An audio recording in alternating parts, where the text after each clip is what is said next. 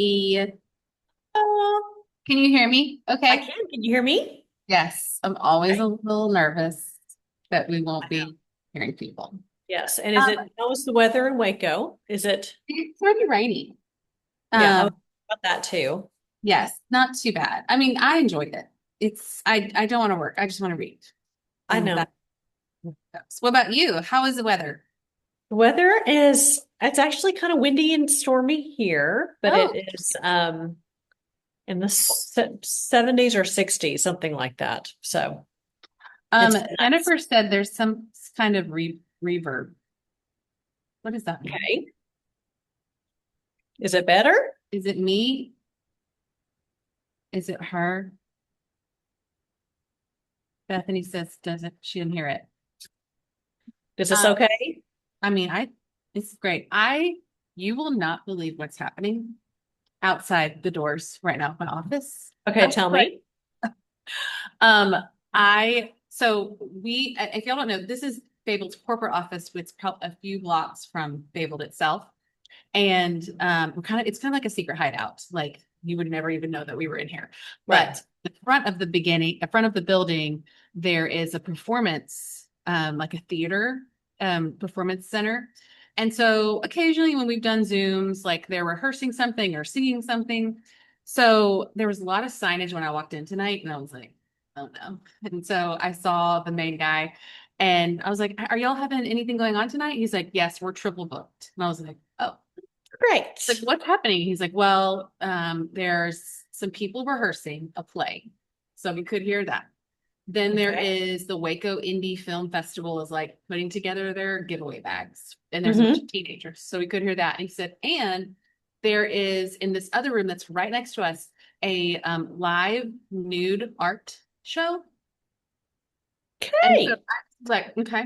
So that's probably gonna be pretty quiet, right? As long as, yeah, as long as nude also means quiet, that's fine. I know, as long as no one's naked and loud, No. that's fine. Yes. But I was like, what in the world? Yeah. And he said it was straight face. I responded with a straight face, business as usual. That's, But what? I don't even know. It just yeah, that's crazy. made me laugh.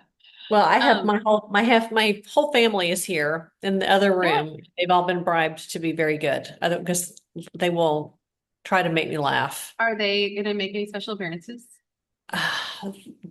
They're looking at me right now. Who is it? Your Uh, parent?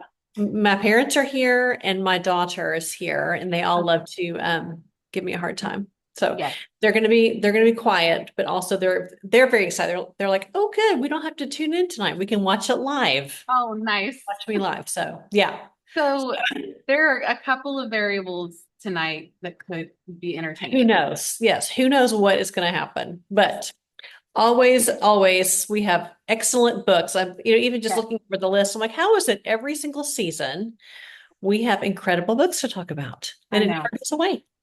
There are times I know you get worried when Always. when we're like we're not going to find them. We really try to find the best ones and not Right. waste your time. Exactly. But then we end up with so many, and there's a lot. I actually have almost all the copies on my desk Good. because I don't know if you want to tell Elizabeth where you are. I don't think anyone knows. Well, so yes, our big exciting news, other than becoming grandparents to twins last month, also last month we bought a house on Cape Cod, which is always our dream to do that when we had grandchildren. So we waited until they were 1 week old to buy the house. And so we are setting that up and just having ourselves a great time. Now, unfortunately, I I have to have paper copies of everything. I don't do anything digitally, and I don't have a printer yet. So this is going to be really fun because I'm going to be reading on my phone and the computer like a big girl tonight. And I That is think it's going to be all right. But I've already told my husband to please pray for me because I'm not used to doing everything digitally.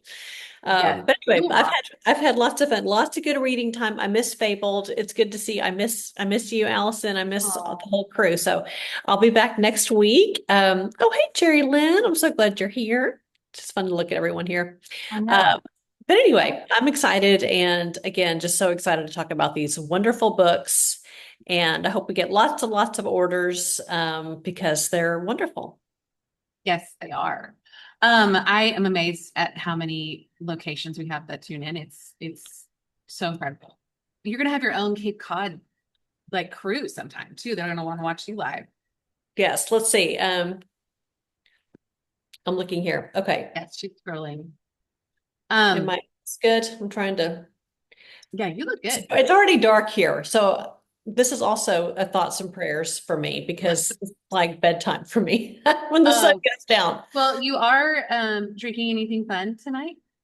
Well, yes, I was in Edinburgh, Scotland just last month and got some really good scotch. Love. This one is fantastic. I'm more of a bourbon girl, but I've been introduced to scotch. So Nice. I bought 2 bottles in Scotland and brought them home. And this is one of them, and it's really, really good. I'm starting to enjoy a good scotch. So Um, that's what I'm drinking tonight. What about you, Allison? well, since I am, in the office, I have a Yeti.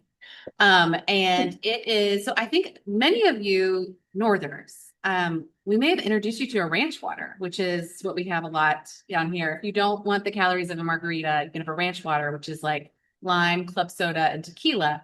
Mhm. So my club soda, so I have the tequila, and my club soda is a San Pellegrino orange, blood orange. So it's very refreshing. So Oh, it's more of like a tequila highball. Um, okay.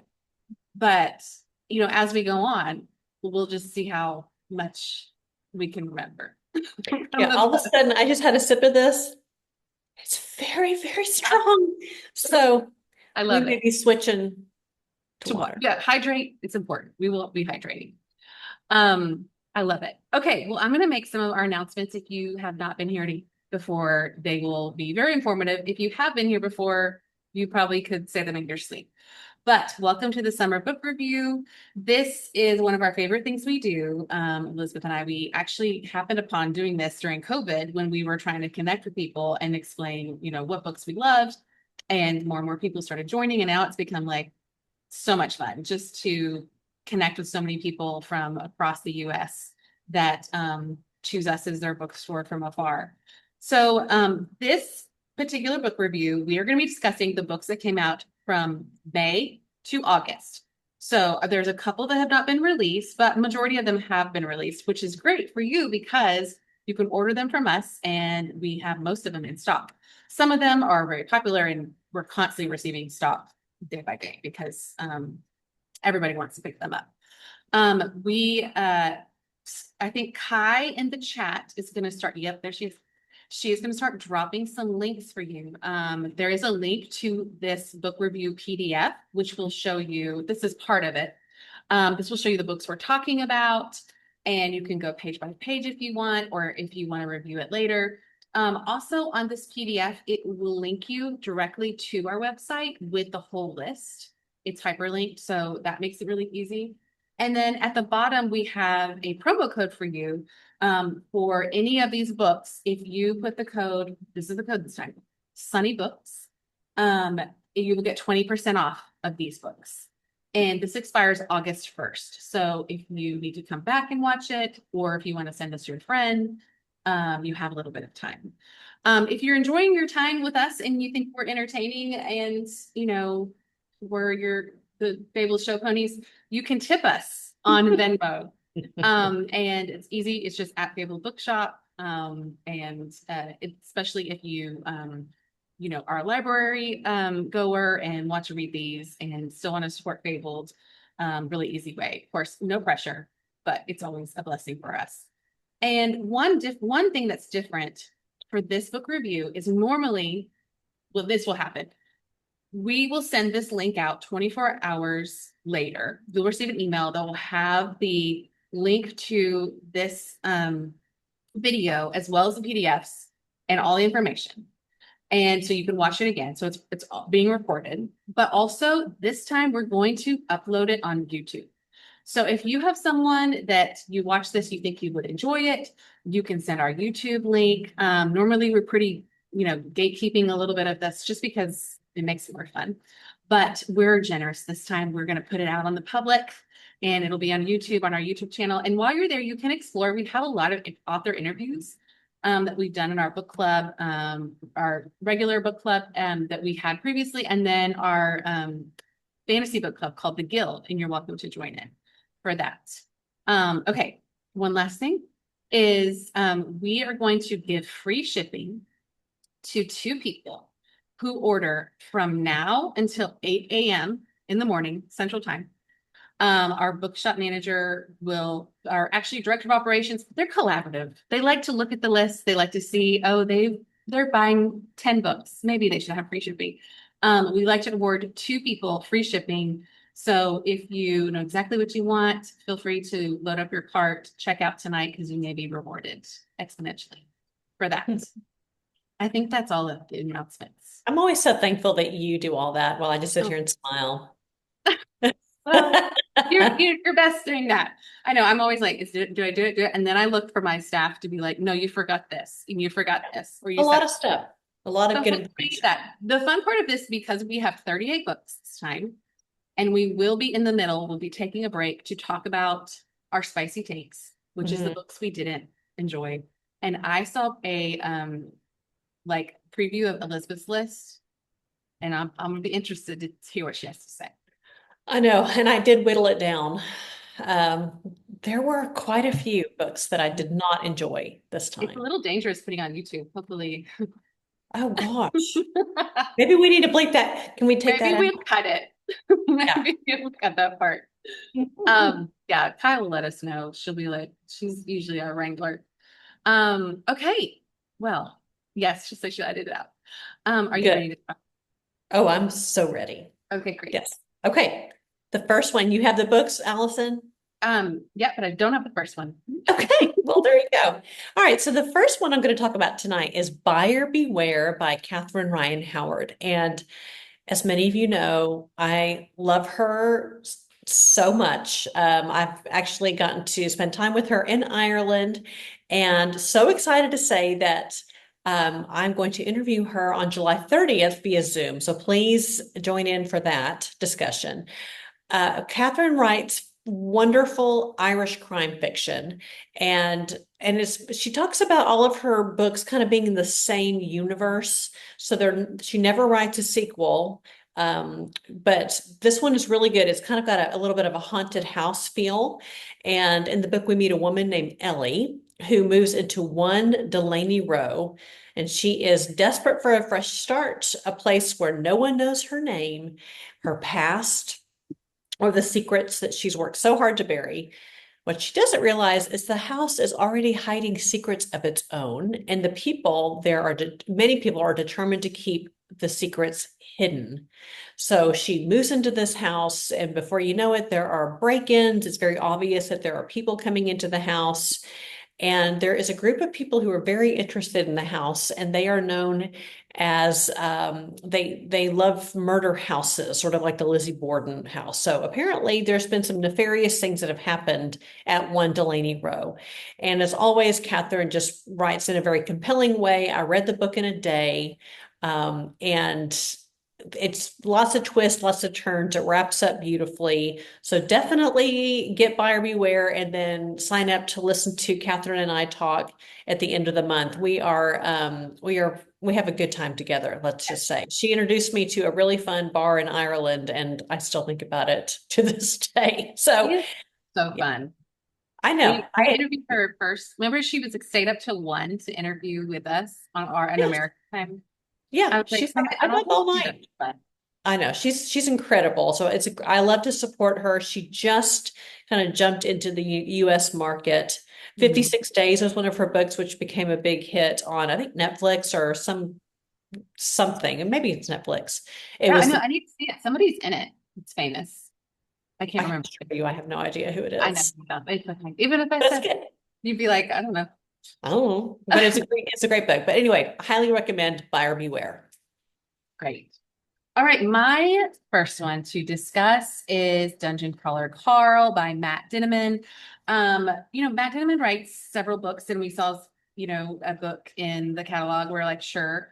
And then I think when this one came out, it was like it went crazy. Everyone started reading. This is a series. There are 8 books in all. The eighth comes out in August. Yeah. And Matt Damon, if you've never read him, I feel like it's kind of like Stephen King, where his writing is like turned up to 11. It Hmm. is just so direct, so fast paced, you're riveted. This is a series that deals with Carl, and aliens have come to Earth. They've wiped out a lot of humanity, and the what humans that they have kept, they have put in a video game, like a reality show video game.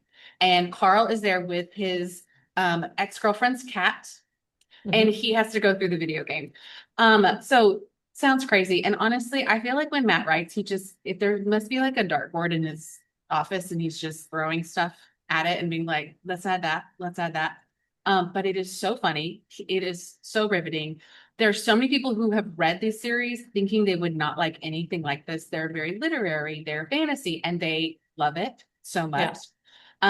And so if you don't feel like it's a book that sounds interesting or genre, I think you might surprise yourself, because the sales for these books have gone crazy. And they for a while they were actually hard to keep in stock because Right. they were, the publishers couldn't even keep up with how much they were, being read, And which was so awesome. and this is Brian's favorite book of the year. He read it at the Cape. The cat's name is Princess Donut, Yes, which how I mean, come of on. course it is. But yeah, they are hugely popular, and this is also a really good one to recommend for men or for Yeah, people who are a little harder to buy for, I would yeah. say.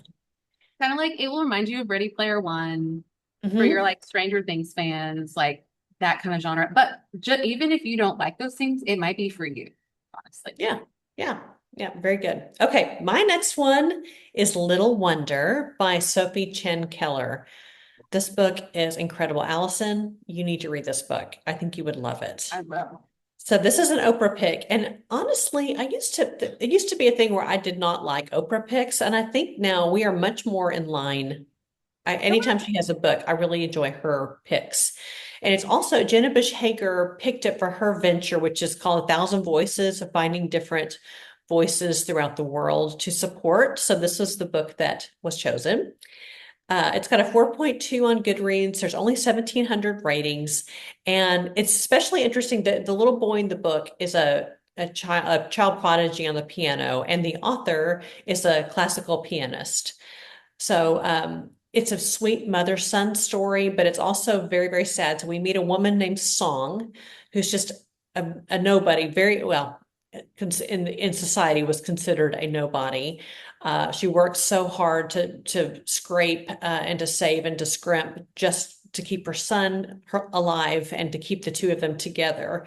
And it just becomes apparent that he is a little wonder. He is fantastic on the piano, and she's trying to find really good instructors for him despite this horrible poverty. And unfortunately, this gut-wrenching thing as a mother, the busiest day of the year in Beijing, she and her son, River, it's Song and River, are on a train, and they get kind of smushed and they get separated.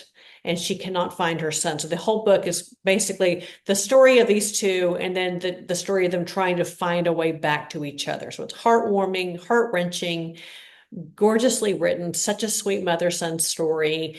Anyone who loves just, yeah, a heartwarming family story, I would recommend this book. That is Little Wonder by Sophie Chen Keller. Well, I love Lee Ellen, who is one of our book buyers in the chat, said boy moms will love this. I know, it's so sweet. But we need a little representation. We boy That's mom. right. The boy moms. Yeah. All right, my next one, I don't have a copy of it because it's been so popular, but they're more on their way to the shop, is The Great Outdoors by Kayla Olson. She came and did a signing discussion for us. She is a delight. I feel like her books are great because one, you can recommend them to your grandmother.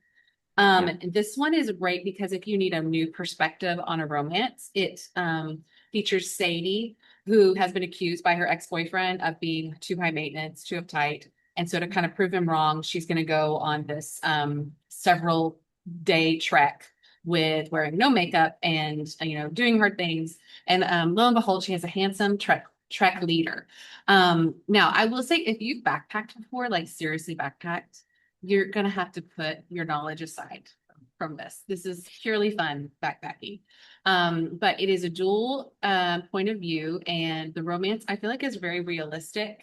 And what I really like about it is because Sadie may be high maintenance, she may love makeup, but I like that Kayla wrote her not diminishing that as a bad thing. It's just like something that like a trait that she had. Because I think that usually books like that could like make it where she's superficial, there's no depth, and that was refreshing to me to like to see that. But it's a great scenic book. If you need a new, like if you're traveling to the mountains and you're like, where, if I need a romance book for that, I think this would be a great one. Yeah, and it's one that you can recommend to your grandmother, but also to your teenage Yeah. daughter. And she's such a delight. I really, really enjoy her and really So love the idea of supporting her as an author. So thank anyway, you. okay, so my next one, a little bit of a left turn, is You Know Why by J.T. Ellison, who I I don't love. have a Yeah, you don't have a copy. I will give you Oh, a feature. yes. I love JT so much. She lives in Nashville. She's got a great personality. We really have enjoyed getting to know each other over the years. And every August, I get to read, well, a little bit before August, they come out in August. I get to read her books every summer. They are so great. And her latest is just as good. So here's the setup. It's Christmas holidays, and a quasi-famous photographer named Brooklyn Locke is bound for Italy with her husband Trey and their two children. This was a spur of the moment trip, and it shocks Brooklyn because her husband is deathly afraid of flying. The family gets on into the airport and they get on the plane last minute. Her husband says, I need to go to the bathroom. I'll just meet you on the plane. Well, shocker, he does not show up. So she is left reeling with her children on this plane heading to Italy, and her husband is nowhere to be found. Then this woman enters the picture. She's a stranger, but she's there to help Brooklyn with all this. And let's just say things are not what they seem. So this is a really good pool book, a weekend book to put in your bag. Very smart, tightly written thriller. And I would encourage you to read the author's note at the end because she says something very, very sweet about me. And how I've encouraged her that we've talked in the past about being smart and delightful Southern ladies who also love very dark characters. So that encouraged her to make one of her characters super dark. So anyway, just an aside, but it's fabulous. I love JT and I love supporting her. This is You Know Why by JT Ellison. And it's out Uh, August 25th. I realized I was down on the job when you talked about Little Wonder. I had it, and here Oh, it look is. how sweet. I will be better. This is all new to have all the books. Yes. All right. My next one is The Top of the World by Ethan Joella. Ethan came to our book lover weekend in April, and what a delight. So kind, so engaging. I love talking to him. This is a beautiful book, which by the way, I feel like a lot of our books tonight, there are a lot of sibling relationship representation. Oh, I think it's really interesting. So this is about two siblings in the 1970s. One year is Chip, the brother, who graduates high school, and then he finds out he has a diagnosis, goes to this commune, and passes away. So the next year, his sister is graduates from high school, and so she misses her brother, wants to know why he went to this commune, so she goes there too. His writing is so beautiful. I mean, obviously, this is a sad subject, but it's also uplifting. It's set in the Poconos and just has just a beautiful story of like a sister trying to understand a brother, trying to put pieces together. You'll tear up several ways. Also, this book is relatively short. If you mhm. wanted to bring it on a trip, it is still impactful, even though it is I think less than 300 pages. I think. And I liked because when I, 1970s, I was thinking commune, like where, people are just free love or whatever, but this is more like a healing place, which is an interesting, perspective on that to like an intentional community, which I thought was really interesting. So top of the He's so sweet. I loved getting to know him. wonderful. Yes, wonderful man. Okay, my next one is Five by Alana Bannister. I loved it so much. I picked it for the sleuth pick. This, do you have it? Oh, look at you go. There we go. Okay. She had another book out a couple of years ago and I did not like it. And I thought, I'm just not going to read this book. But I picked this one up and was blown away. It'll be one of my favorites of the year. It is a slow burn psychological novel built around a simple but gripping premise. Five strangers stand on a train platform, and readers know from the very start that one of the five will be dead in the next 5 minutes. So there's sort of already this feeling of, oh my goodness, the train's barreling down the track. Who is going to lose their life? And it sounds like a thriller, but it's extremely character driven. We get to know each of the five people, and they all have very difficult or past that make them not very likable, let's just say. So your kind of readers are thinking, who deserves to no longer be living at the end of this book? So I would say it's really good for book club. It's smart. It's a very unique mystery thriller and so well done. So that is Five by Alana Bannister. I love the Ellen in the chat said that five was crazy pants. I Yes. I like that.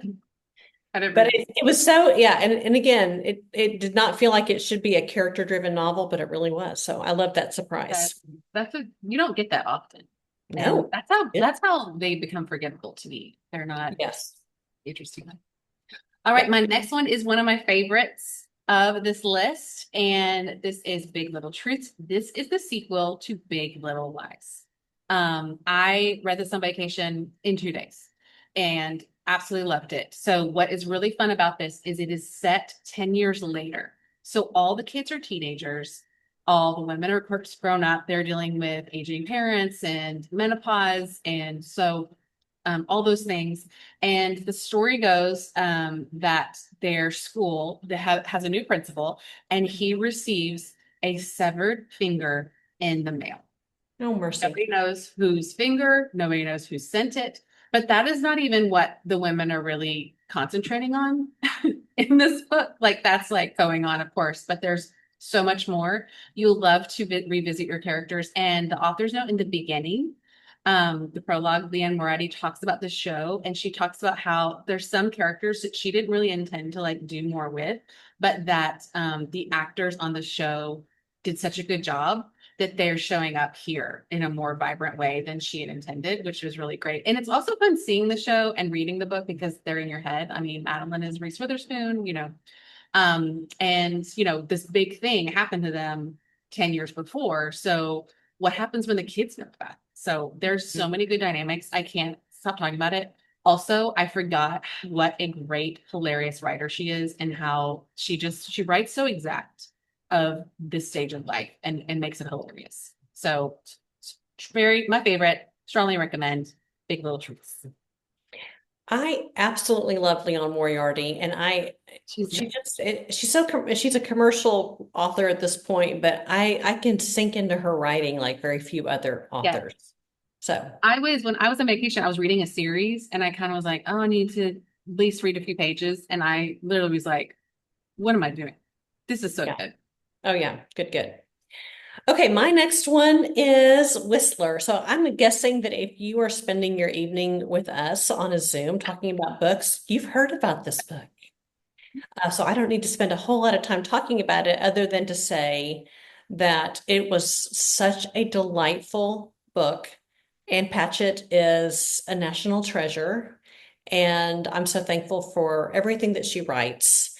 In Whistler, we meet a 53-year-old woman named Daphne who unexpectedly reconnects with her former stepfather, Eddie Triplett, who is just such an unforgettable character.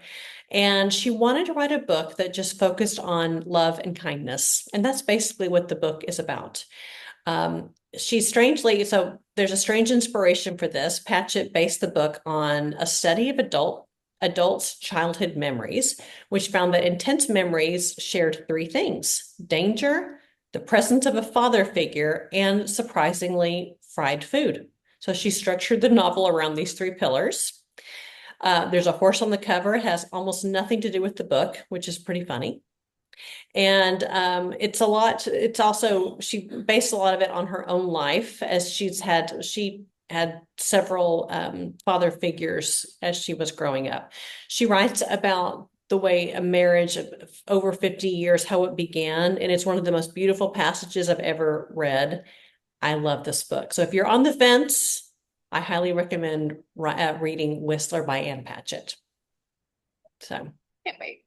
it was All one right. of my favorites, but I thought that was low-hanging fruit. Yeah. Yes. I only let Elizabeth have two favorites, and then she managed to sneak them in Yeah. unofficially. I'm just going to say it. That was my third favorite. All right. Also, Elizabeth's been very generous to let me talk about this book because she loves birds. I love birds as well, but I don't know much about them and would love to learn more. And here in Waco, I don't know if anybody's like this. We have an Amazon distributing plant, so we have drones in the air delivering, and that I feel like that's just ruining the vibe. We need just birds. Yes. This is the author of Lost Words, I think Lost Spells, wrote this, along with the beautiful illustrations that, this is a coffee table book. I mean, it's so beautiful. They Gorgeous. talk about 49 birds, and Elizabeth and I do laugh that not one more. I mean, Yes, right. why would you not be like, can we sneak another to make it 50? If there's Um, only 49 of the best ones, I mean, why sully it with an I feel like extra you could bird? trust them if they're like, Yeah. we're not doing it anymore. Yeah. This is kind of like a field guide to understanding birds, why they nest, why they hunt. And there's artwork that's watercolored. I'm gonna put in the chat, which is very cool. It's actually a link to the Libro book because you can hear the bird songs on the Libro book. So if you don't have any room in your library for this, or you want to listen, you can purchase it on Libro, and that supports us, Fabled. It's like an indie bookstore Audible um, version. If you love H's for Hawk, The Soul of Octopus, you will love this one. I'm going to let you comment too, Elizabeth, on your love for this book. Yeah. This one was featured in the Wall Street Journal. Robert McFarlane is an incredible writer. The book is gorgeous. I have one for myself. My parents have the book. It's just beautiful. I'm a huge bird person, and the first thing we did at our Cape House was put in a bird feeder, and all we do is sit and listen to the Merlin app all morning, listening to all the birds. But this is a great gift book. Think about it for Christmas. I mean, just gorgeous. There's a lot of bird books out there, and Alison knows every season. I'm like, here's the next bird book that we're putting in Fabled. This one is extra special, like Amy Tan book, extra special, Bird Nerd Wonderland. And another perk about that book is that the text is really big, which is Mm, kind of nice. You may not need your reading glasses. very nice. A great perk. Yeah. Okay. All right. My next one. This is one of my favorites. It's Land by Maggie O'Farrell. This book, y'all. It's now, and actually, I want you to do something, Allison. Turn it the other way. Keep going. Stop. Do you see the dog in the cover? Yes. You're There's, welcome. sorry, it's That's, hard to read this the opposite way. yeah, Love that's, it. there's a dog in the book that is featured. Yeah, it's so fabulous. This book is incredible. And I started the book and I wasn't feeling it and I put it down. And then because it took a little bit of a magical turn. And as we all know here, I'm not a magical reader.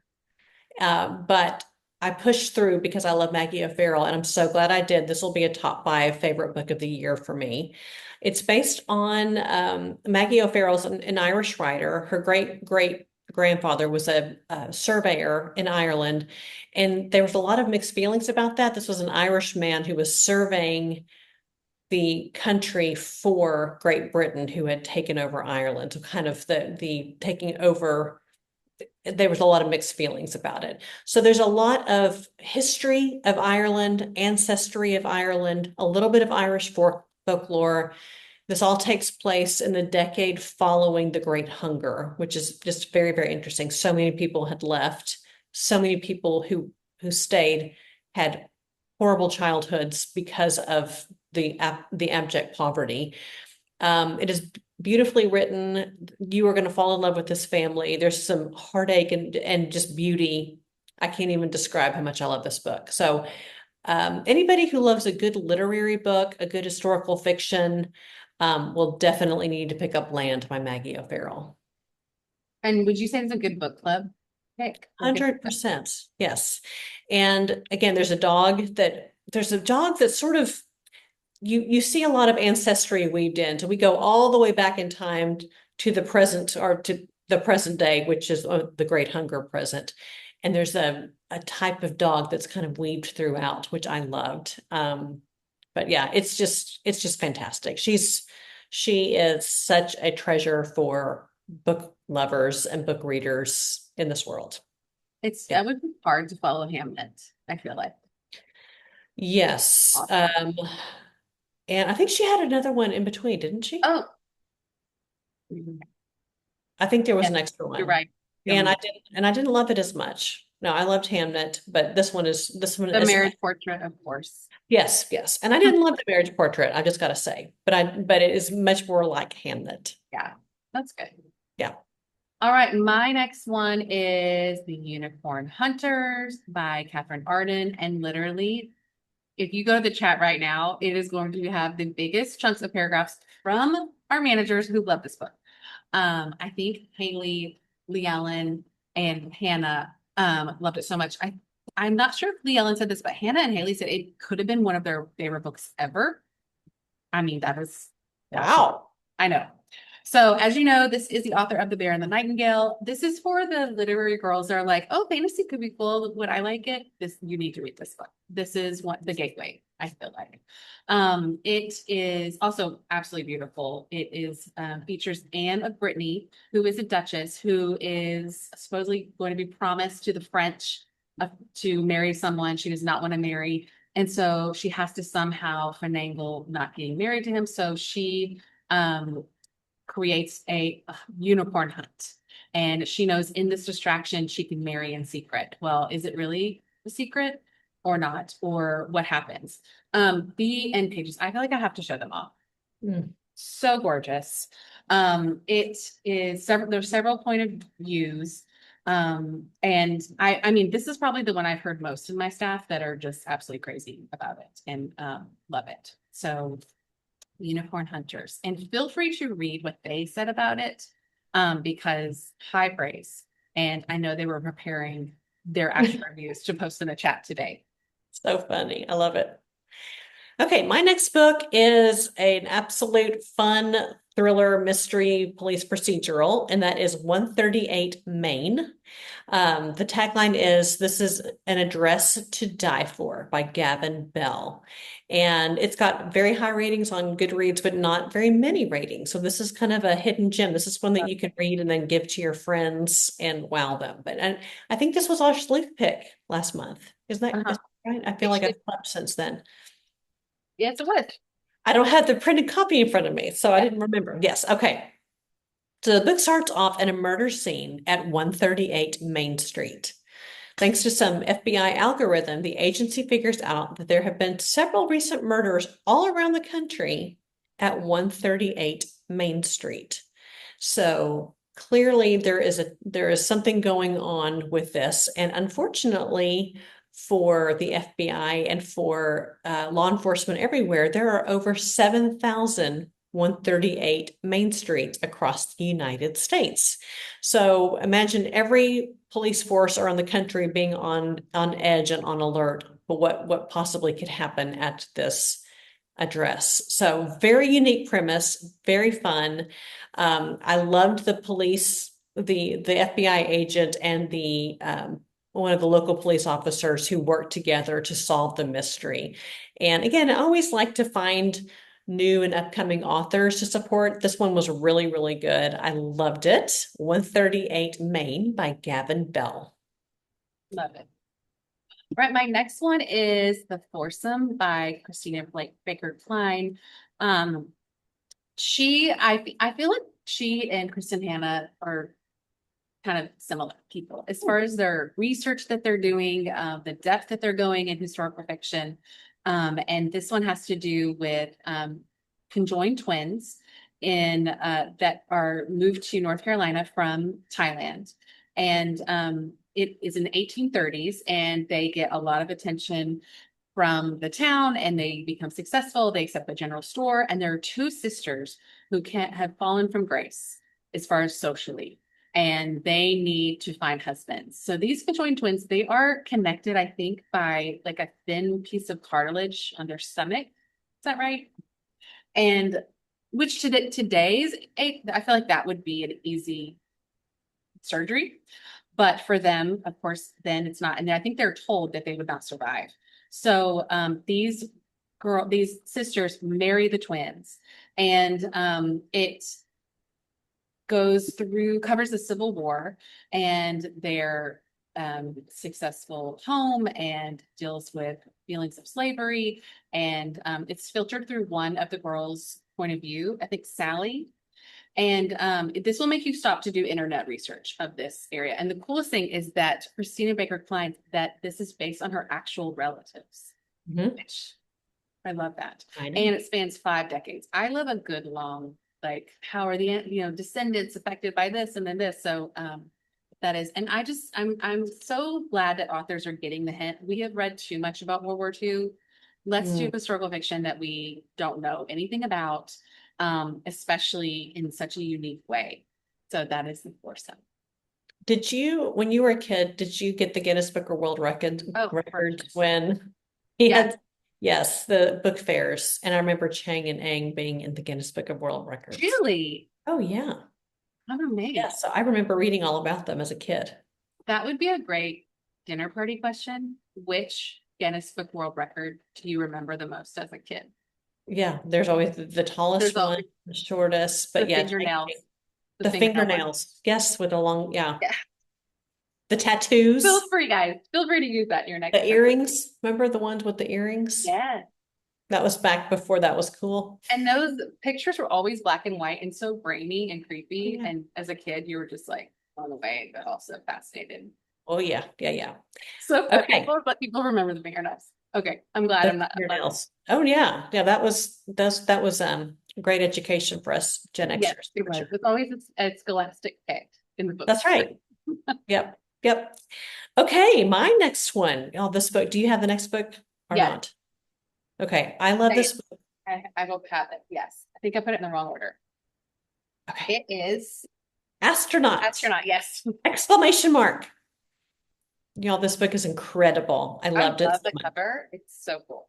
I know. And it's one of those, another one that's kind of under the radar. And this one will be a great pick for a book club. So the author's name is Oana Aristide. She was born in Transylvania and spent her childhood in communist Romania. And she's worked in London. She lives in Bucharest. She's traveled all over the world. She's very, very smart, very interesting author. And in this book, we meet a little girl named Leah, who accidentally gets embroiled into a plot to assassinate the dictator of Romania, Nicolae Ceausescu, in 1989. And so, wacky premise. Leah is, again, I, as many of you know, I love reading about stinker little girls. Like this, when I read Scout as the To Kill a Mockingbird as a child, I loved little girls like that. And Leah is just this type of character.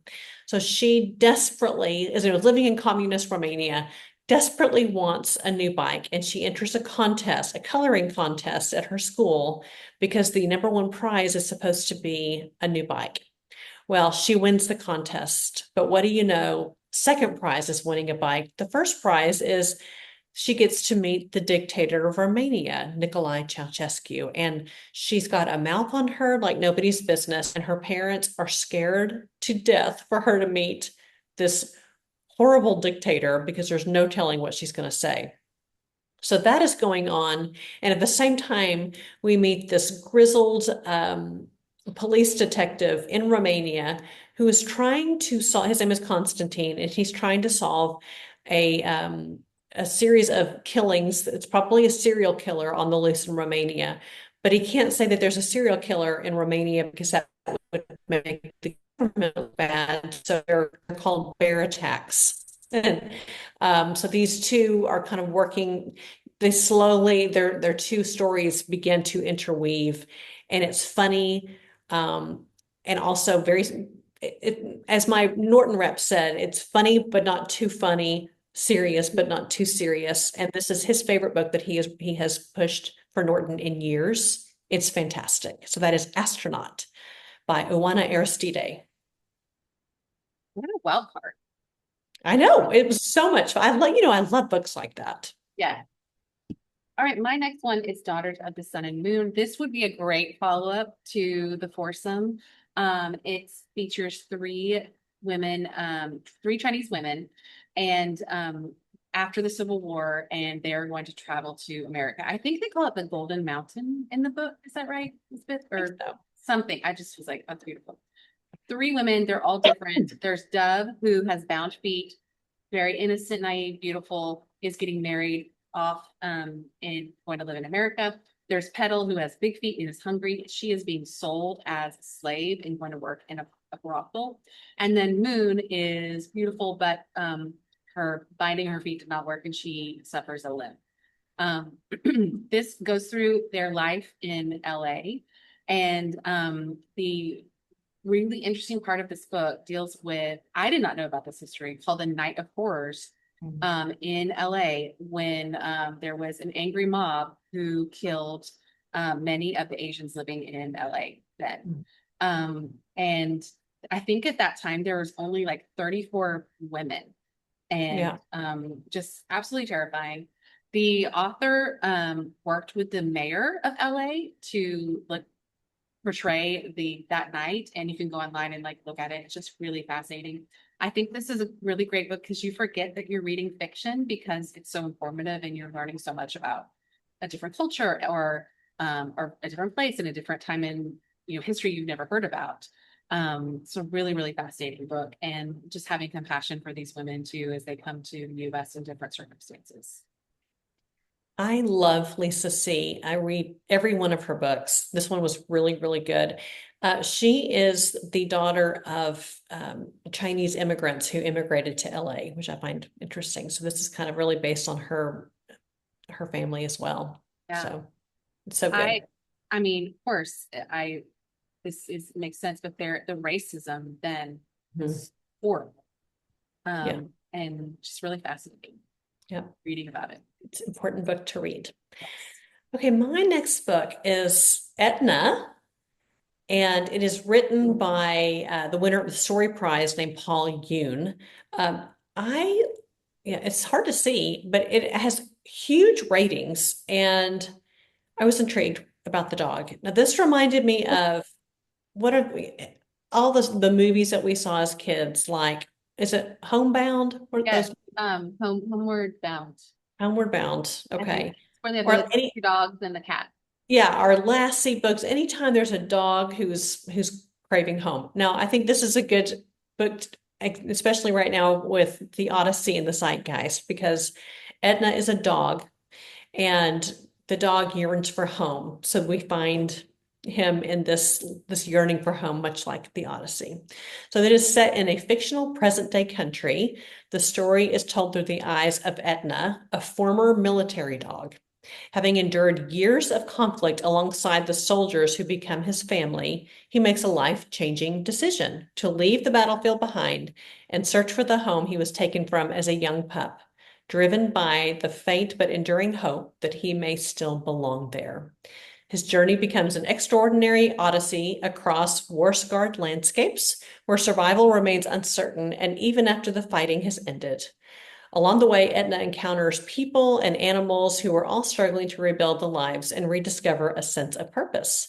Together, their stories explore what it means to move forward when home has been lost and whether trust and hope can emerge from the deepest wounds. This is a moving and deeply human novel.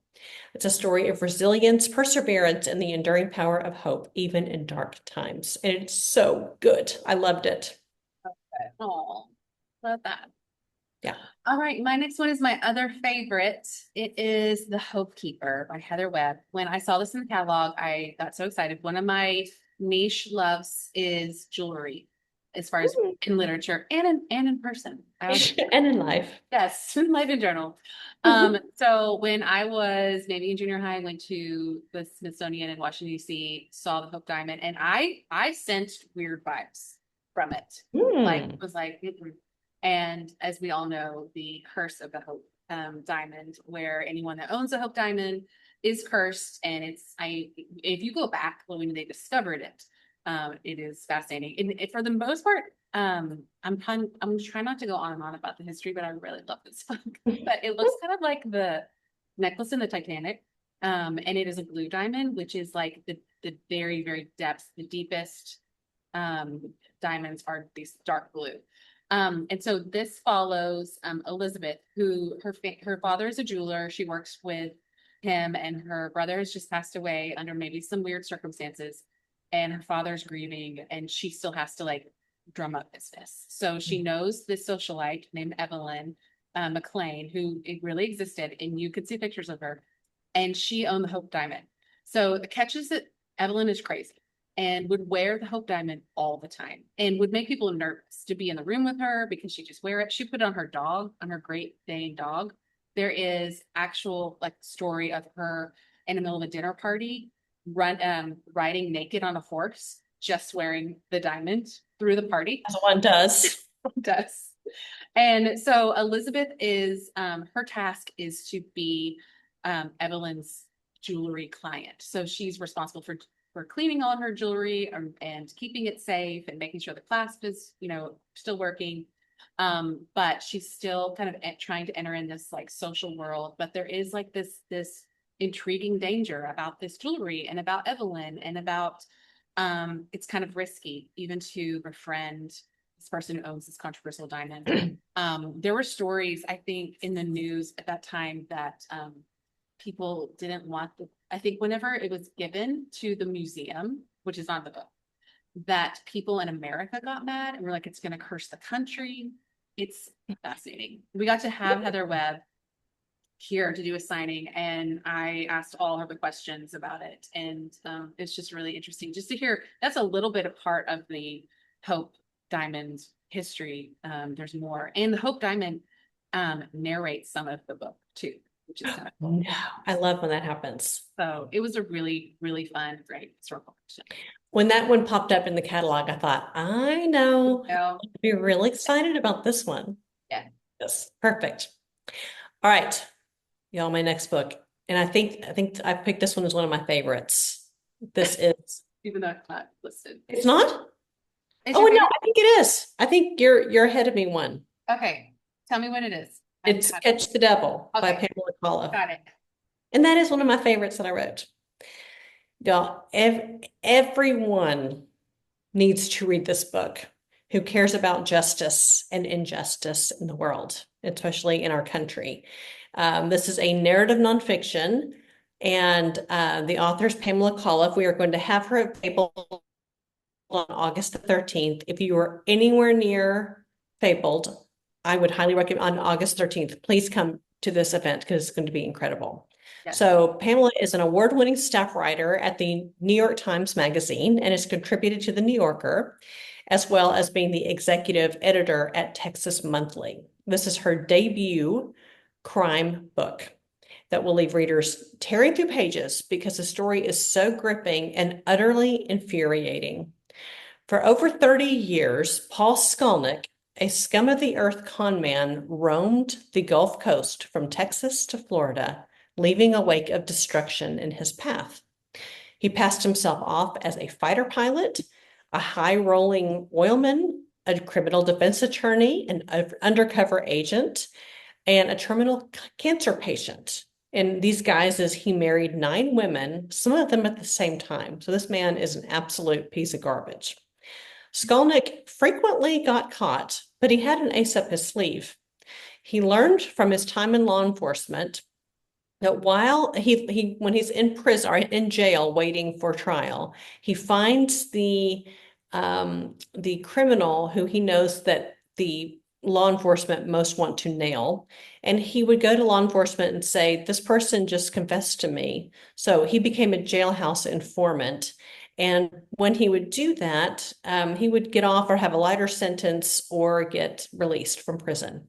And so clearly he learned that he could do that, whether it was a true confession or not. He was able to get out. And what's so infuriating is Pinellas County in Florida, a lot of the police officers there kind of knew he was doing this, but didn't care because it helped to nail these criminals they were wanting to have get sentenced. So Skolnick kind of upped the ante. He went from being a con man to raping young girls and getting away with it.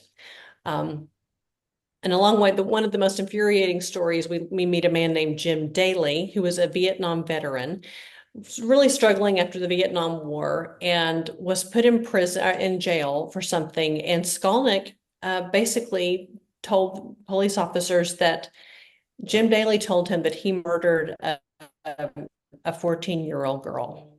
And this was absolutely not true. But Daly was put on death row, and he is still on death row to this day, and most likely did not or was innocent of his crime. So it kind of goes into that, and really some of the fallacy, the things that we really need to fix in our justice system. Very, very fascinating. I cannot recommend this book more highly. That is Catch the Devil. And again, we will have Pamela at our shop on August the 13th. So please come if you can. Wow. Stephanie wants to know, has your husband read it? I have talked to him about it, and really, he said these days that doesn't happen as much because everything is so there's so many videotapes, our videos going on, and in the prison system that if they really want to nail people, they can. But I told him everything about this book. I'm So, sure.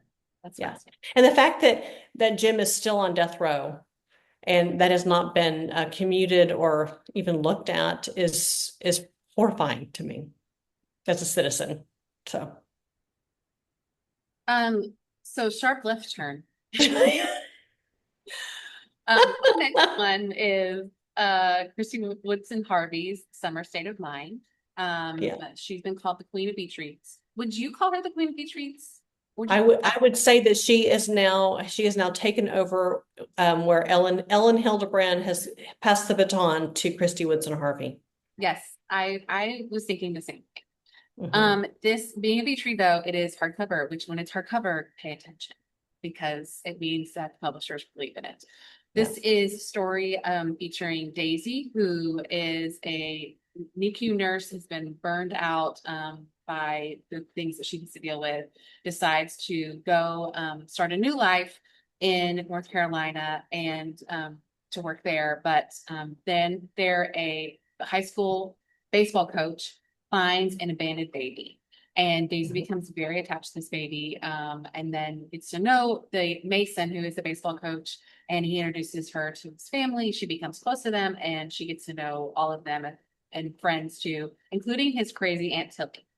As she becomes more and more attached to the baby, a discovery is made.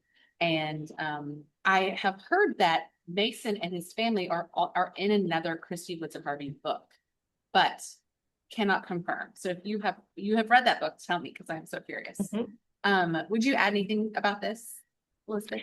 I love her books. They're wholesome. They're good stories about families. They're always set in the mid-Atlantic, and they're feel good, great stories. I love Christy. We have a really good time together. She's just a very good author and good person, and I loved it. Yes. Okay, my next one is very, very different. Just look at this book, y'all. All right, go ahead. This is Love in the Afternoon and Evening. Essays and conversations on soap operas. Now, I looked at the cover and I was like, oh, I'm gonna have to figure out what is going on with this book. And it is basically, again, essays written by two people. A woman who is probably about my age, who grew up watching soap operas, and not just Days of Our Lives and Young and the Restless, but also Dynasty and Falcon Crest and such. And a man, Mayuk Sen, who is a gay Bengali immigrant who learned about the culture and the language of our country watching soap operas. Yeah. So if any of you were ever sick and had to stay home with your grandmother and had to be quiet while she was watching her stories, you're gonna love this book. Dallas was a huge Dukes of Hazzard in Dallas. That was my Friday nights, back in the day. And it's just fun. I think most of us in our generation probably watched a lot of soap operas, and I loved it. And I would highly recommend this book. It's just a fun, feel good collection of stories that are very nostalgic to me. It's so ingrained in culture too that you like Mhm. forget about it. I don't know if you've seen that when Ryan Gosling did an interview and they were asking about acting, and he was like, I learned acting from Marlena on Days of Yes, Our Lives when she was possessed by the devil. for a So, year. and for so long. Yeah. I think I was in high school summer, bored out of my mind, but that was riveting to watch her And because then she's responded back to yes, him. It's been he's like, so funny. come on, be on Days of Our Lives. And I'm like, please. I mean, it would be hilarious. But I know. it is, I have a friend that we watched Days of Our Lives together on the phone. And then even the other day, I sent her one of their wildest plot lines. And I was like, did you remember this part? And we still talk about it. So Yeah. And I have a fear of being buried alive because Carly was buried alive for an entire summer on Days of Our Lives. Just somehow she made it out. Yeah. Wacky, crazy, but yeah. Kai has told us she's gonna clip together some of the clips of this, and I know that's gonna be on there. Is you going? I have a fear of being buried alive. True. That's true because of Carly. And I mean, but maybe I've learned if this ever happens to me, Right. I have learned from Days of Our Lives. Yes. This is Yes. one. I've learned you should never trust a person in a person because they're always like, that's not really Billy.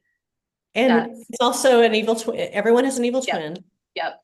And you have to talk to people. There's always a person right behind you. This is how you talk to people, is Yes. there's someone right here and you talk this way, you know? So true. And Yes. like a nice fuzzy thing. I know. Yeah. Um, Okay. So okay, well, clearly, I I think feel like we're in this the has mood struck a for chord. I think everyone needs to y'all buy. Let's go crazy and everyone buy that book, and they're going to yeah, be like, what is going on in Waco, Texas?" Yeah. it's It's amazing. my turn again. Yes, it is. Okay. So, fun story. I was able to meet with the man who buys all of the books at auction for Penguin Random House. We had dinner together. We had a lovely conversation. And when he found out I was from Texas, he told me that he was so excited that they had just purchased a book called The Beauty of the Days Gone by Jason Stone. And so he sent me a copy, and I loved it so much. Um, and we are going to have Jason at our shop on July the 28th. I'm flying home so I can Thank be you. there to, yes, because I'm so excited to talk to him about this book. He has written a book. If you love Lonesome Dove, you are going to want to buy this book. If you have a husband in your life who loves anything Western, who loves, I mean, and women obviously would love it too, but it's a very literary, beautifully written Western. And it's about the life of Charles Goodnight, who was famous for the Goodnight Loving Trail. I think they even talk about it in Centennial, maybe even Lonesome Dove, but it's Charles in the 1920s looking back on his life. He's an old man in the 1920s, thinking about his days as a Western pioneer. And it's just a phenomenal book. So it's going to be a fantastic discussion. Already, you need to buy it for Christmas presents for all of your uncle that you picked out of a lottery to buy a book for. Beautifully written. I think Allison, your husband will love this book. I hope that he comes to this event too. So, I so good. The Beauty of the Days Gone by Jason Stone. He's love also it. very good looking. Oh, even better reasons. Just saying. Everyone come. Yeah. Okay, my next one is Liar's Dice. This was one of Lee Ellen, our fantasy and sci-fi book buyer and young adult book buyer. That's one of her favorites this season. It is a debut and it's under Jenna Hager Bush's imprint, which another spicy opinion, I think she is a reader. She has good Yeah. picks, in my opinion. Yeah. This is a story about two twins, Dolores and Mita. They live in rural Brazil. And one day Mita gets sick with a mysterious illness, and the parents are unable to take care of her. She has seizures, and so they send her to London to live, and then kind of act like Dolores never had a sister. And they move to a new city, and Dolores becomes resentful of this and where her sister is and what's happened, and her parents have ignored it, and become repressive of it. And then there is the repressiveness of the Brazilian dictatorship at the same time. Interesting about this story is that Juliet, the author, Juliet Faithful, which is an adorable name, Mhm. she actually had a twin with an illness, who's disabled, who passed away. So I thought it was interesting because in the interviews of Jenna, she said that she really wanted to find a book about twins, about relationships, of course, because she's a twin. So it was so fascinating, and a really, really great book about sisterhood and another culture. And also if you are reading this, there's a glossary at the end of the book that kind of explains some things. And I know some people have not known until they're done with the book. So if you're reading it, it helps just pinpoint phrases and places and stuff like that. So yeah, I think it's all, Leland said it's based on her own sister. She's actually a triplet. Okay, thank you. I loved that book too. It's really, really well done. So very good. Okay, my next one is Everything Was Beautiful and Nothing Hurt by Ben Reeves. I loved this book, y'all, and I really recommend it to anyone who loves a heartwarming, heartbreaking family book. So it has been named as one of the most anticipated books of the summer by People Magazine, BuzzFeed, and Goodreads. And it is for fans of Frederick Bachman and Virginia Evans, who wrote The Correspondent. It's an astonishing, deeply moving novel about finding beauty in the brevity of life, as narrated by the one who knows it best, death.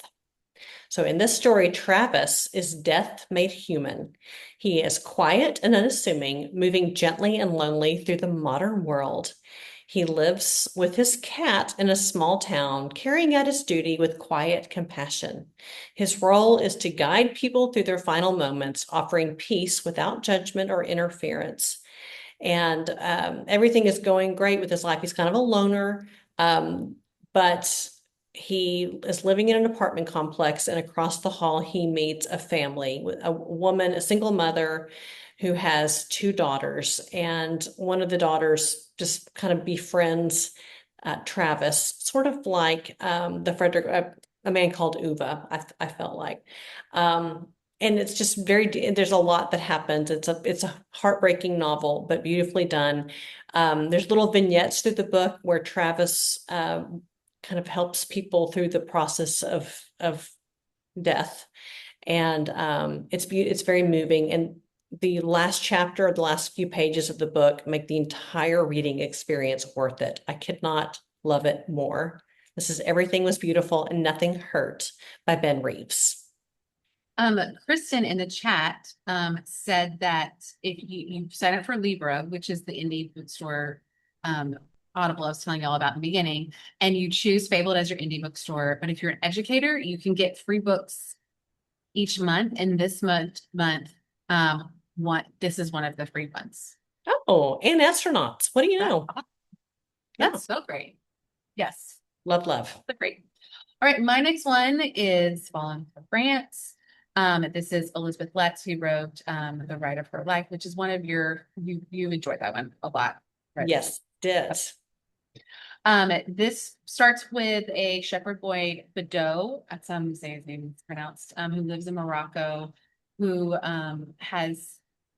finds a newly born mare that has been born in the Sultan's palace. He wants to take care of it.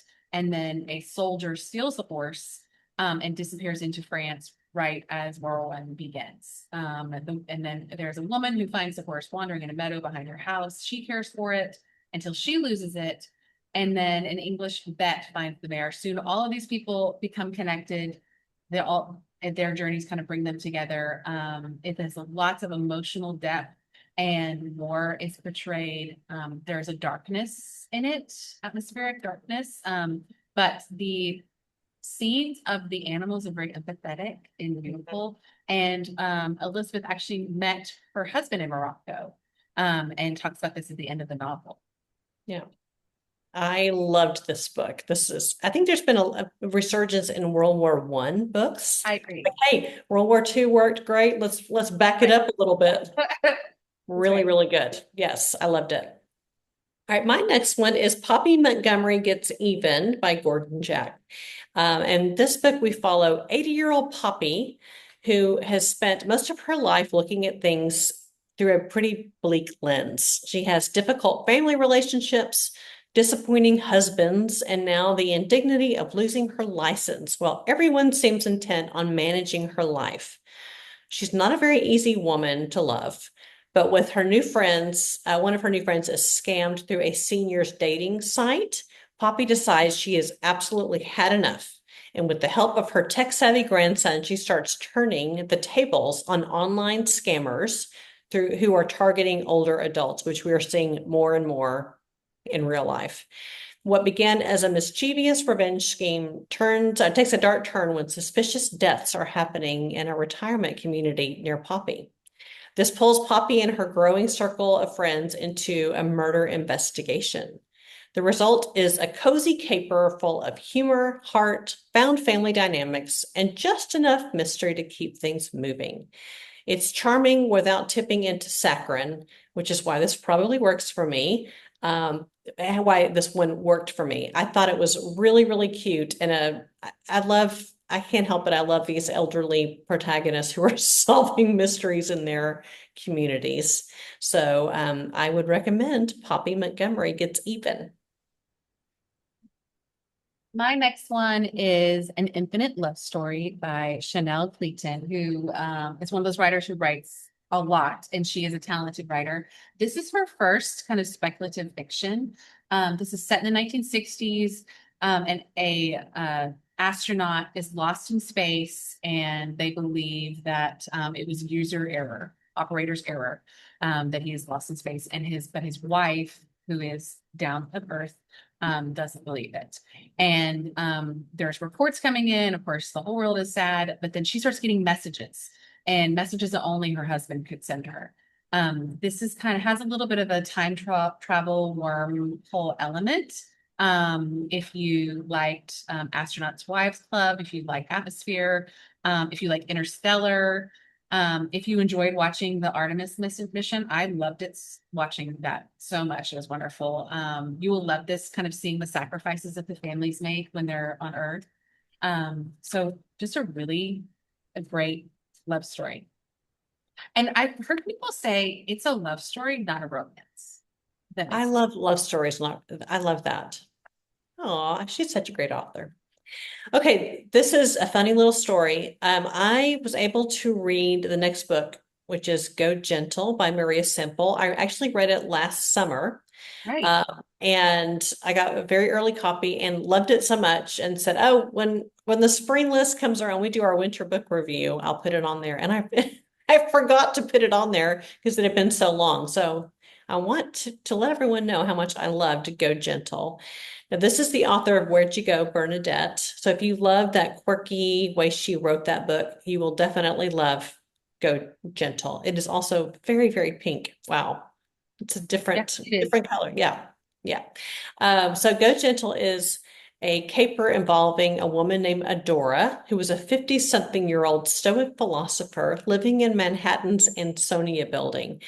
When a chance meeting at a ballet upends her desire-free existence, she is swept into international art world intrigue, museum bombings, and the Louvre, which all sounds like a lot of crazy things happening at once. But this book is so voicey, so smart. And again, I loved it because it's a little bit of a family story, a little bit of a mystery, a little bit about art, and a lot about philosophy. It's been 10 years since Maria wrote her last book. So I was very, very excited to have this. And it was another Oprah pick. So Oprah's winning for me right now. But I loved this book. It's Go Gentle by Maria Semple. All right, my next one is I mean, it could have been one of my favorites too, if I'm gonna pick. Dolly all the time. This is our darling pick. By the way, if you keep wondering, what are they talking about picks? We have our own subscription service.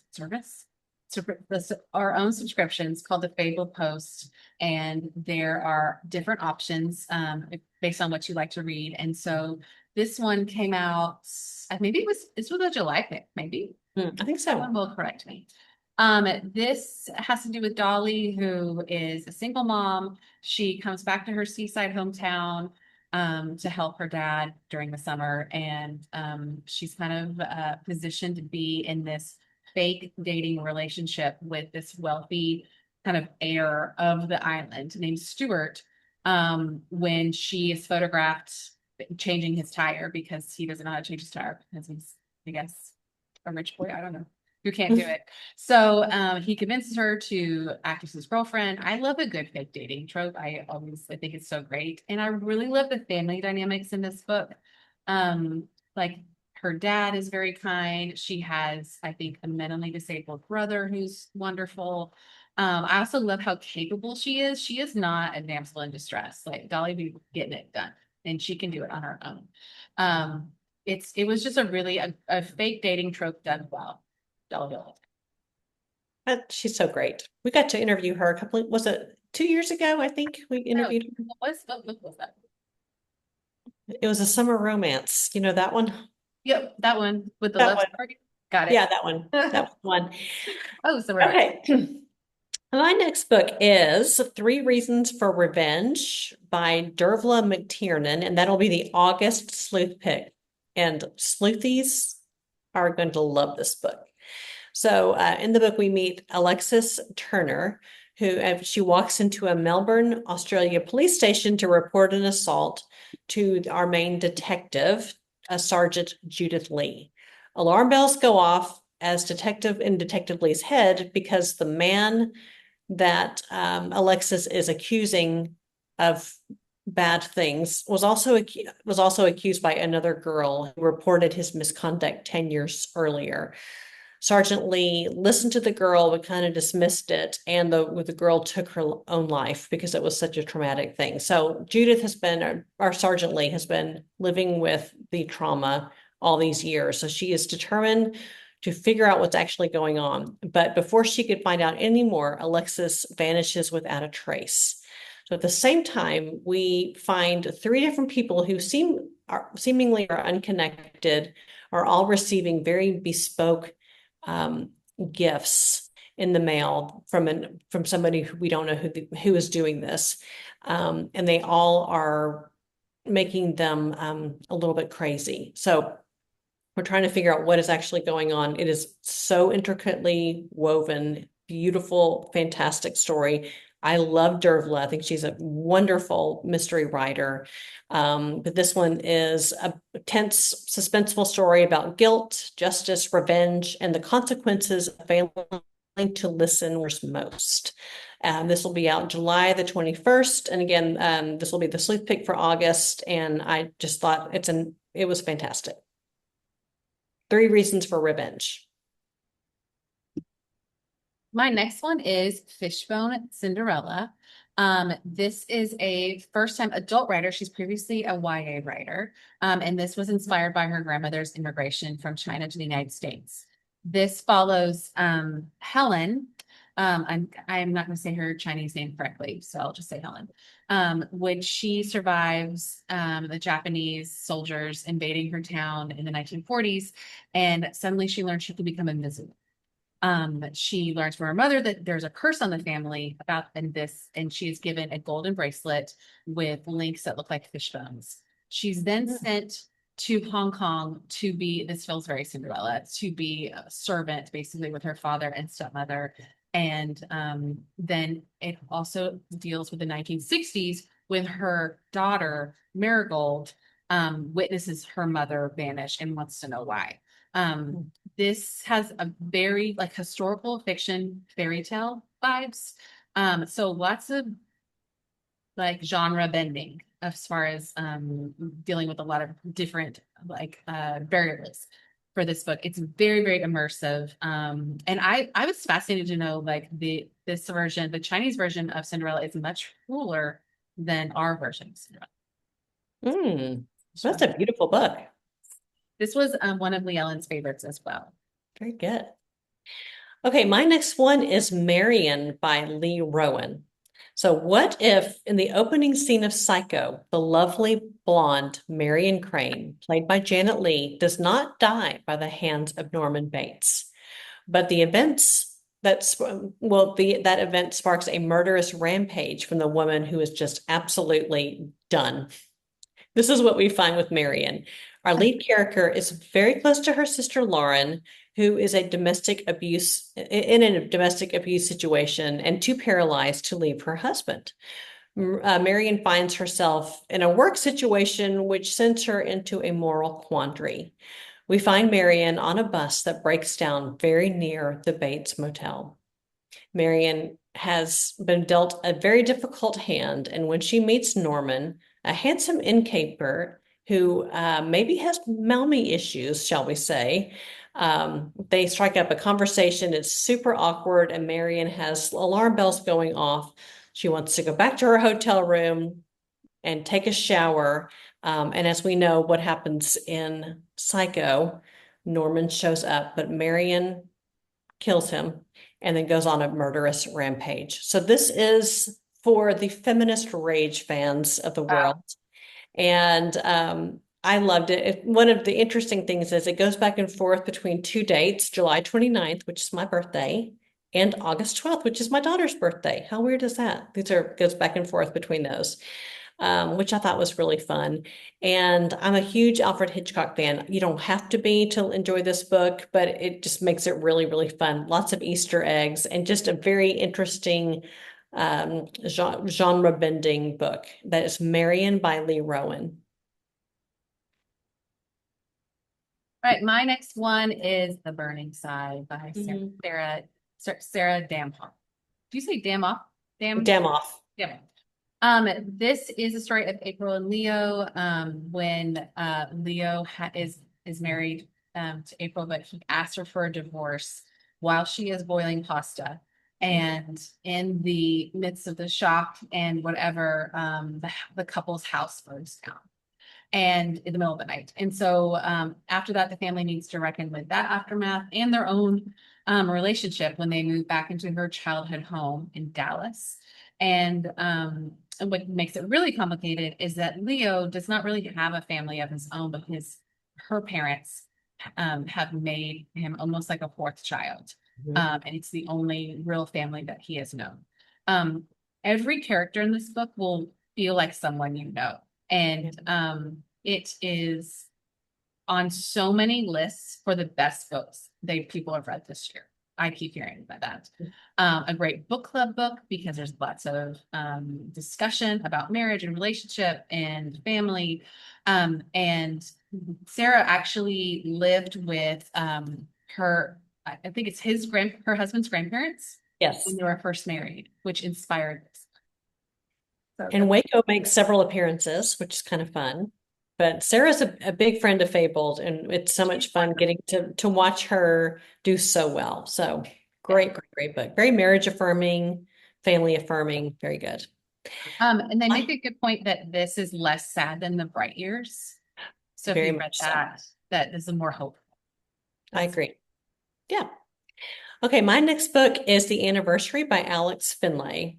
And Alex's books, his thrillers are kind of hit or miss for me, but this one really hit. So it opens on May the 1st, 1992, when the lives of two 17-year-olds are changed forever. I was 17 in 1992 also, which makes it super fun. Quinn Riley is a sweet but disadvantaged boy, and he is arrested after trying to stop a fight at a music festival, which left a classmate critically injured.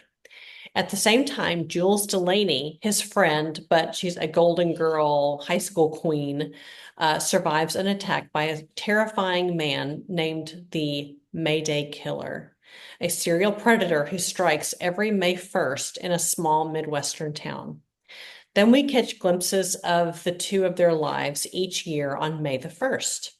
What I loved about this book was the nostalgic 1990s setting and how vividly that era was brought to life.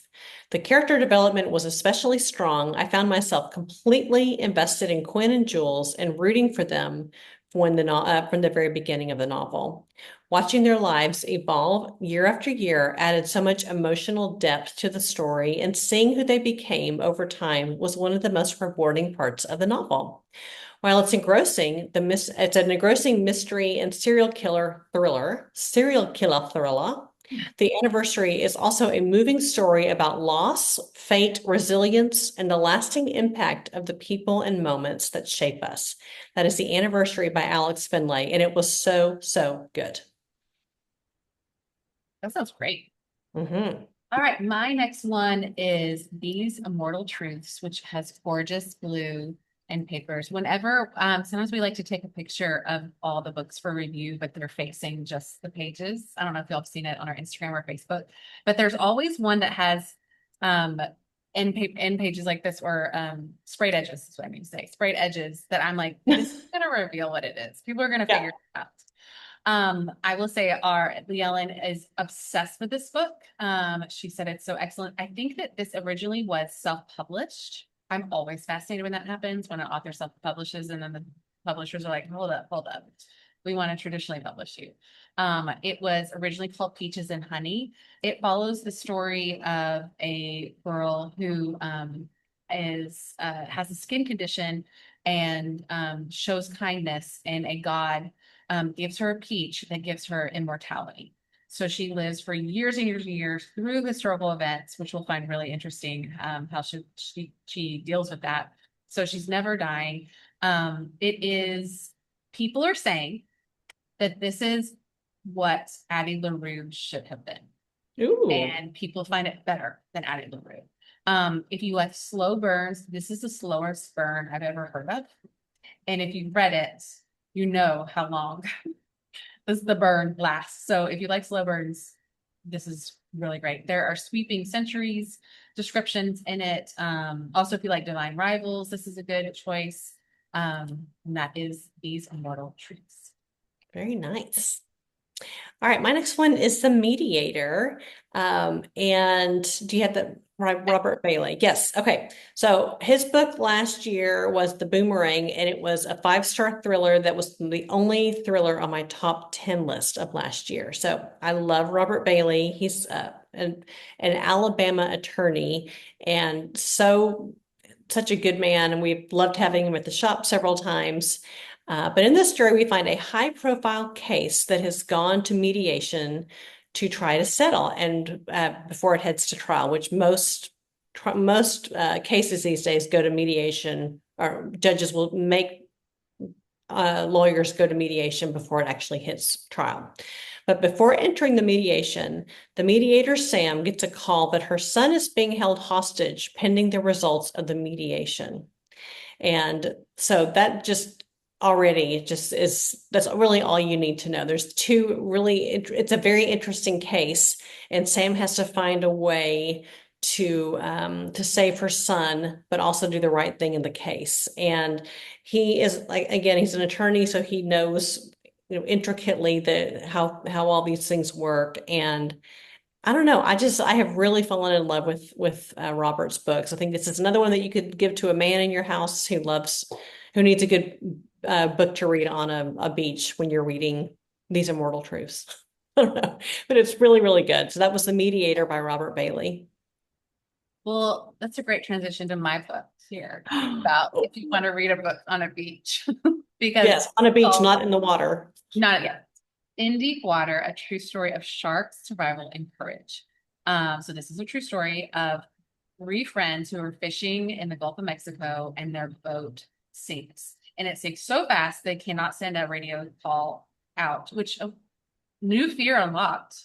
Didn't know that could happen. They have no self-service or anything, and they basically have to survive together, promise that they will stay together despite sharks circling below them.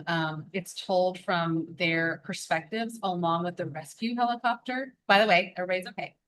Mhm. And this author is great at facts. Like you're not reading a sensationalized version of this story. It's actually very factual, but fascinating at the same time. And I don't know if you've noticed, but these are the men's heads in the background. I never noticed that. Yes. So if you like survival or high stakes thrillers or sharks, you will enjoy In Deep Water on the Yeah. beach. Guess Um, I saw that in the catalog, and that was one of the first books I read for the for this. It was so good. Yeah. Okay, I have one more left. right. That's it. That is Hot Girl Murder Club by Ashley Winstead. And I don't normally read books with the title Hot Girl Murder Club, but I will follow Ashley Winstead everywhere she goes. She alternately writes romance and then thrillers. I don't read her romance books, but I always read her thrillers. She's going to be on a panel coming up. I think it's next week. Yeah. A I put it in the crime chat. panel Yes. Friday. to host Sorry. that No. event. All right. I looked at said Jack Friday. It's not Friday. Next Thursday. Next Thursday. It's Okay. Healthy Pops and Jack Friday. It's going to be so great. I'm excited about that. So, in her latest, the focus of the novel centers around the collective power of women fighting against a system that seeks to silence them. Winstead took inspiration from real life stories of rich men behaving horribly, and Hot Girl Murder Club shines a spotlight at some of the most powerful industries and the people who run them. Our main character is based as Scout Sage, who is based heavily on Taylor Swift. Sage is reeling from the murder of her sister Georgia 10 years ago at a lavish LA party. Sage is a mid-tier pop singer, but when men start dropping around LA, she becomes suspect number one and her fame skyrockets. Sage is a part of a club of hot women who are done dirty by wicked men, and they have vigilante justice in their hearts. Then a detective assigned to the case uncovers secrets about George's murder and uncovers the seedy underbelly of bad but powerful men before the rise of the Me Too movement. This one was really good, and Ashley is so smart. I think she's a PhD. She's Oh, fantastic.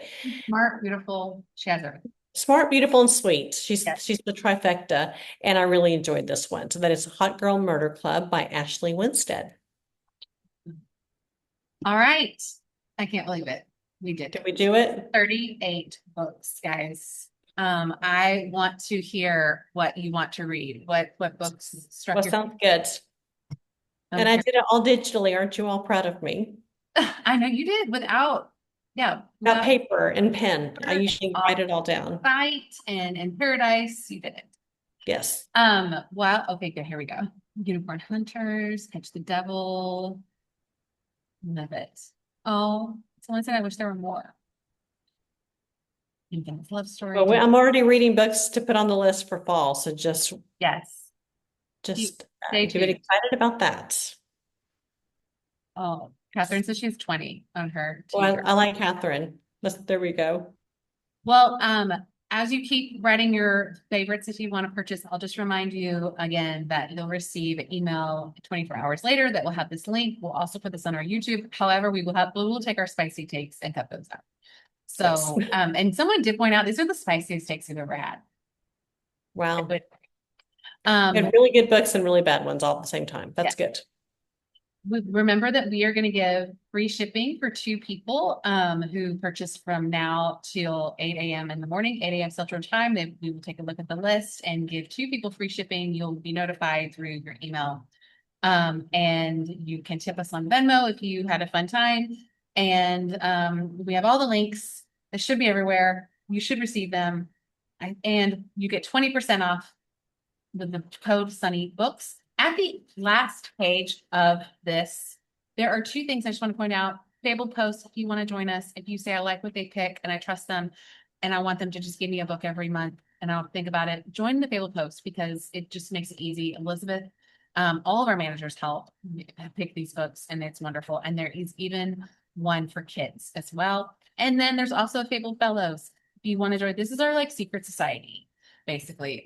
You get 10% off all book purchases. You get to hear about the events before anybody else does. You can buy tickets. You get free drip coffee in the shop. It's pays for itself. Sometimes I feel like maybe it's too good of a deal. Yeah. but But it's okay. They're worth it. I'll let it Our, go. our learners and readers are worth it. So I think that's everything, guys. Thank you so much. Of course, as usual, y'all made it so fun to do this and work hard for y'all to give you the good books, and we really appreciate it. Yes, thank you. I hope everyone enjoys the books Yeah, and we'll see you in the fall. that's right. Okay. Bye, guys. Bye.